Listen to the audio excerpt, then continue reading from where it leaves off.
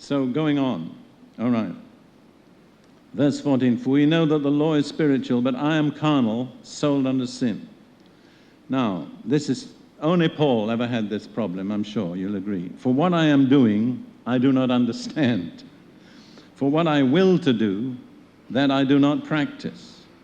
But what I hate, that I do. How many of you would be honest enough to say, I know from experience what that means? Would you put your hand up and say, that's true?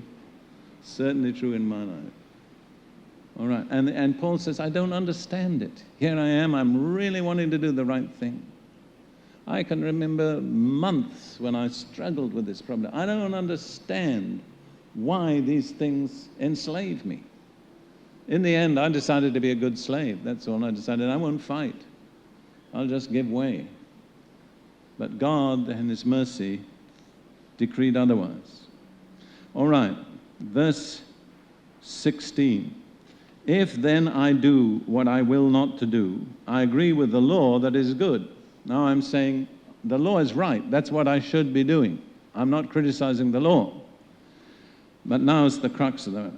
But now it is no longer I who do it, but sin that dwells in me. When I make up my mind to do the right thing, I agree it's the right thing. I agree with what the Lord says. I say I'm going to do it, and I do the exact opposite. Then I discover it isn't really me that's doing it. It's sin that's dwelling in me. And so you can say, if you like, that the law is God's diagnostic. You know what a diagnostic is? Diagnoses your problem. You see, you go to any doctor and say, doctor, I got a pain in my stomach. He doesn't just reach up and take a bottle of pills. He tries to diagnose the cause of the pain. Because when he knows the cause, then he can find the cure. And God has provided this diagnosis for us. Here is how we can find out the real problem. It's sin dwelling in me. In a certain sense, it's isolated sin. I'm certainly no pharmacologist, but one of the jobs of a pharmacologist in taking a specimen is to isolate the particular thing that causes the sickness. And God has done that. By the law, He's diagnosed the root of the problem. It's sin dwelling in me. It's not me. It's something else. I'm responsible, but it isn't I that's doing it.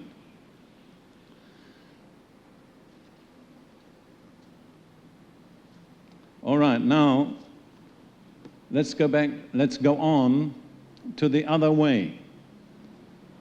We've said that we can't achieve righteousness with God by keeping a law. Not because there's anything wrong with the law, but because of this problem in us. See? Basically, you have to come to that point if you're really going to accept God's way of righteousness. Now, God's way is grace, not law. Grace is God's goodness that we don't deserve. I find religious people find it hard to receive the grace of God because their thinking is, I've got to do something to earn it. Now, when I got saved, I'd ceased to be religious, so I just plunged in and got everything. Saved, baptized in the Holy Spirit, got gifts of the Holy Spirit within a week. At the same time, the other soldier that went with me to the same meeting was a very earnest religious type, and it took him weeks to get what I got in a few days. Because he kept trying to earn it. See, he thought he had to be good enough to get it.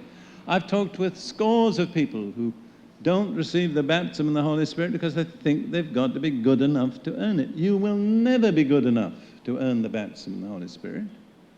Nothing you can do will ever make you good enough for God, the third person, to come and dwell in your physical body. It's grace. Let's say this together. Grace cannot be earned. Will you say that? Grace cannot be earned. That's right.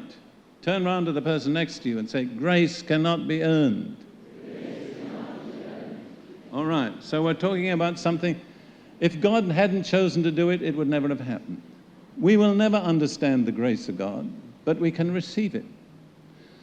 All right, now, we're coming to the crux of this matter, which is, it's either law or grace, but you can't have it both ways.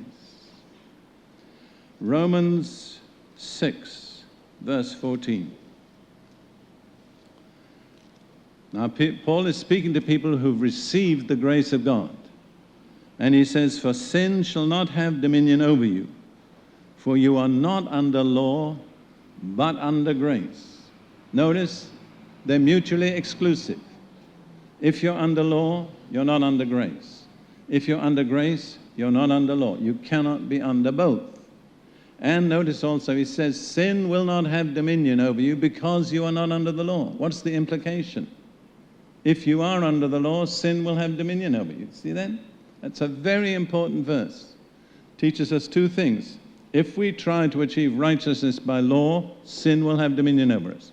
Secondly, if we want to achieve righteousness by grace, we cannot achieve it by law. We've got to make up our minds, one or the other. And then if you look on in Romans chapter 8 to verse 14, we've looked at already. "For as many as are led by the Spirit of God, these are sons of God." How do we live as sons of God? By keeping a set of rules? No, by what? By being led by the Holy Spirit. That's the only way we can live as God's mature, grown-up children. Now, turning on to Galatians, and you find there's a lot of correspondence between Romans and Galatians. Galatians chapter 5, Galatians 5 and verse 18. "But if you are led by the Spirit, you are not under the law." See that? How can you become a son of God? By being led by the Spirit. But if you're led by the Spirit, you are not under the law. You cannot have it both ways. You have to make a choice. Actually, for most professing Christians, law or a set of rules is like a crutch. They limp around supporting themselves on the crutch. God says, throw the crutch away and trust me. And we say, but what will I do without the crutch? I mean, I have discovered that it frightens people to trust God's grace. Really to commit themselves to that. We all want to hang on to a little set of rules that we keep. That's our crutch. It doesn't work.